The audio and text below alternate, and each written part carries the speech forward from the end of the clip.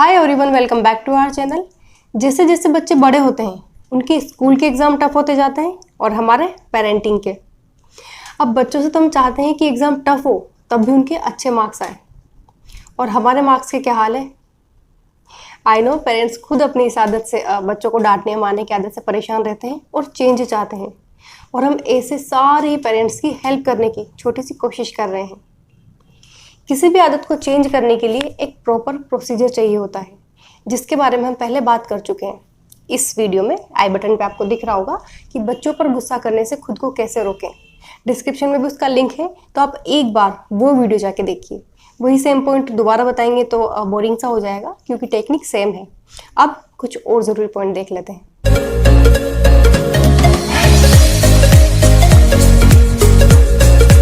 जब भी बच्चे कुछ ऐसा करते हैं कि हमें गुस्सा आ जाए, तो उस टाइम हमारा एग्ज़ाम होता है, हमारे पेशेंस का एग्ज़ाम, जिसमें अगर हम पास नहीं होंगे तो हमारे बच्चे भी पास नहीं होंगे। क्योंकि हमेशा तो सीख रहे हैं वो कि अलग अलग सिचुएशन में किस तरह से व्यवहार करना होता है, और बच्चों के लिए तो हम वैसे भी कुछ भी करने को तैयार रहते हैं। तो उनके लिए सबसे बड़ा गिफ्ट है कि हम वैसे बन जाएं जैसा हम उन्हें बनाना चाहते हैं।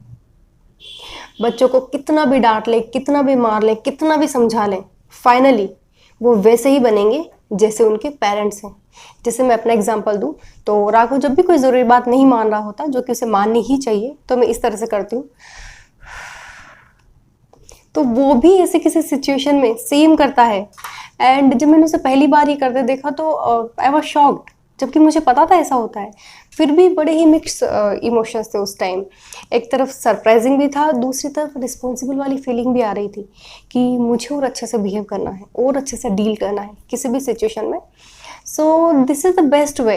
इससे अच्छा मंत्र कोई और हो ही नहीं सकता कि जैसा मैं करूँगा या करूँगी वैसा ही सेम मेरा बच्चा करेगा, वो वैसा ही बनेगा। इससे पावरफुल मेथड और क्या होगा। अब एक आई ओपनर बात देख लेते हैं कि जो भी पेरेंट्स अपने बच्चों पे हाथ उठाते हैं, वो बच्चों की गलती की वजह से नहीं, अपने काम की थकान, इधर उधर की बातों की इरिटेशन और अपने गुस्सा करने की आदत की वजह से हाथ उठाते हैं।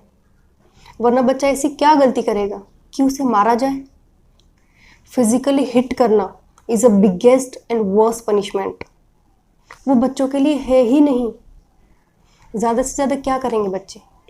पढ़ाई से जी चुराते होंगे, स्कूल जाने में आनाकानी करते होंगे, स्क्रीन टाइम एक्सेस में ले लेते होंगे, कोई चीज़ तोड़ फोड़ देते होंगे, बात नहीं मानते होंगे, कभी कुछ चीज़ लेने की ज़िद करते होंगे। तो ये तो हर बच्चे का नॉर्मल स्वभाव है, आप किसी भी पेरेंट्स से पूछ लीजिए। और इन सब के लिए तो हमारी डांट ही काफ़ी है। डांटने से ही बच्चे इतना डर जाते हैं और चुप हो जाते हैं। एक्चुअल में बच्चों की पिटाई लगाने की ज़रूरत कभी पड़ती ही नहीं है।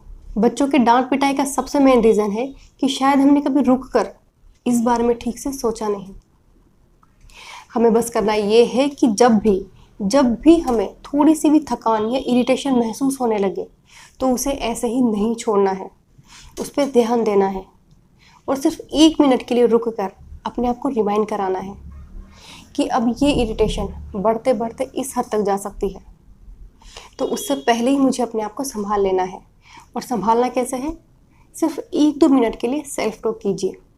अपने आप से पूछिए कि जो भी काम या जो भी मेहनत मैं कर रहा हूँ या कर रही हूँ, ये किस लिए कर रही हूँ? एक खुशहाल जीवन के लिए ना, अपने परिवार की खुशियों के लिए। लेकिन अगर उसी काम की थकान बार बार परिवार में अजीब सा माहौल बना दे, घर के वातावरण को हैवी कर दे, तो फिर फ़ायदा क्या हुआ ये सब करने का। खुद से बात करने के साथ साथ बच्चों को भी थोड़ा इस तरह से बता दें कि आज मेरा मूड थोड़ा ऑफ है, तो प्लीज़ सब थोड़ा शांत रहना, मैं थका हुआ हूँ या थकी हुई हूँ। ये सब हम करेंगे ना, तो पिटाई तक तो कभी बात जाएगी ही नहीं, कभी नहीं। दूसरा, अपनी लिमिट सेट करें कि मुझे गुस्से में इस लिमिट से ज़्यादा कभी नहीं जाना है। रॉयल्टी मेंटेन रखें। गुस्सा भी करें तो थोड़ा रॉयल तरीके से करें, ज़्यादा ऊँची आवाज़ ना हो, फिर बच्चे भी वैसा ही सीखेंगे। नेक्स्ट है कि हर थोड़े थोड़े दिन में बच्चों को क्लियरली एक्सप्लेन करते रहें कि जब आप ऐसा ऐसा करते हो ना, तब मुझे गुस्सा आता है, तो थोड़ा सा ध्यान रख लिया करो प्लीज़। और आपकी एज के हिसाब से आपसे ये एक्सपेक्ट किया जाता है, या अब आप बड़े हो रहे हो ना, तो आपको रिस्पॉन्सिबल बनना होगा। समय समय पे उन्हें बताते रहें कि उनका हमारी फैमिली में कितना इम्पोर्टेंट रोल है, वो कितने समझदार हैं, या हमें भी उनकी हेल्प चाहिए होती है और वो अपनी ज़िम्मेदारी समझते हैं, ये हमारे लिए बहुत वैल्यूएबल है। तो मोटिवेट करते हुए समझाने का ये फॉर्मूला बहुत सही वर्क करता है। बच्चों को समझाने के साथ साथ एक और काम किया जा सकता है कि हम अपने बचपन के बारे में सोचें और रिफ्लेक्ट करें कि जब हमें डांटा जाता था या पीटा जाता था तब हमें कैसा लगता था, कैसा फील होता था। कई बार पेरेंट्स बोलते हैं कि हम भी तो पिटते थे और भूल जाते थे, बट हमें एक बात ध्यान रखनी होगी कि दुनिया बहुत तेज़ी से बदल रही है। आजकल के बच्चे उतने इमोशनली स्ट्रॉन्ग नहीं हैं जितने हम थे। और अगर आप ध्यान से ऑब्जर्व करेंगे तो डांटना मारना एक तरह से आउटडेटेड हो चुका है। ये अब उस तरह से वर्क नहीं करता जिस तरह से 20-25 साल पहले किया करता था। आजकल के बच्चों में पिटाई से बहुत ज़्यादा गुस्सा क्रिएट होता है, और अगर बच्चे नहीं समझ पाते कभी कभी क्योंकि उनकी एज कम है और वो करना बहुत कुछ चाहते हैं, तो ऐसे में भी हमें समझना होगा क्योंकि बड़े वो नहीं, हम हैं। उनका ब्रेन फुली डेवलप नहीं है लेकिन हमारा है, तो हमारी जिम्मेदारी है कि हम वैसा व्यवहार करें जैसा अपने बच्चों में देखना चाहते हैं। ये सबसे इफ़ेक्टिव मंत्र है। तो रोज़ सुबह अपने आप को याद दिलाएं, दिन में याद दिलाएं, रात को याद दिलाएं कि मेरा बच्चा वैसा ही बनेगा जैसा मैं हूँ। तो भले ही हमारे बच्चे वर्ड बेस्ड बच्चे ना हो, लेकिन वो दूसरों का ध्यान रखने वाले बनेंगे, दूसरों की फीलिंग्स को समझने वाले बनेंगे, स्वीट होंगे, काइंड होंगे, and most important emotionally smart होंगे, स्ट्रॉन्ग होंगे, जो कि खुद की भी और दूसरों की भी भावनाओं को समझने वाले बनेंगे। उनका EQ लेवल बहुत हाई होगा। लास्ट में एक इम्पॉर्टेंट बात कि किसी भी इंसान को नेगेटिव बातें ज़्यादा याद रहती है। बच्चों को भी एक एक स्लैप, एक एक चाटा याद रहने वाला है। अगर अब भी हमने सुधार नहीं किया ना, तो बच्चों को उतना फील नहीं होगा जितना हमें होगा। अभी भले हम सेटिस्फाइड फील करें, लेकिन बाद में वर्स फील होगा, क्योंकि कुछ ही दिन की बात होती है। पता भी नहीं चलेगा कब बच्चे बड़े होकर बाहर पढ़ने चले जाएंगे, फिर उनके साथ के ये पल दोबारा कभी नहीं आएंगे। रह जाएंगी तो सिर्फ यादें, और वो यादें कैसी होंगी ये टोटली हम पे डिपेंड करता है। बट इम्प्रूवमेंट की इस प्रोसेस में कहीं हम प्रेशर में ना आ जाएं, इसलिए हमें ये भी ध्यान रखना होगा कि एज अ पेरेंट हमसे गलतियाँ होंगी, सबसे होती हैं।